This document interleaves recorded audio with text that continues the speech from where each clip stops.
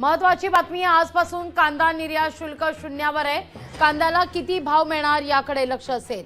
8 दिवसांपूर्वी निर्यात शुल्क रद्द करण्याची केंद्राने घोषणा केलेली होती। बाजार समितीत कांद्याचे आवक वाढल्याने गेल्या काही दिवसांपासून कांद्याचे दर कोसळलेले आहेत। कांदा निर्यात शुल्क रद्द झाल्याने कांदा निर्यातामध्ये आता वाढ होण्याची शक्यता वर्तवली जाते।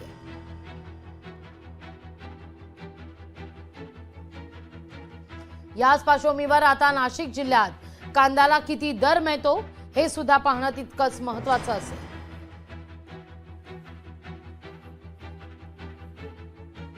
आजपासून कांदा निर्यात शुल्क हे रद्द करण्यात आलेले आहे। कांद्याला किती भाव मिळणार आता हे पाहणं महत्त्वाचं असेल।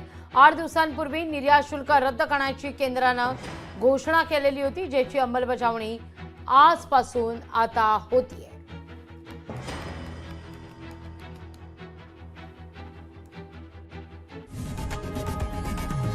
लोकशाही मराठी ऐका, पहा, जागरूक रहा।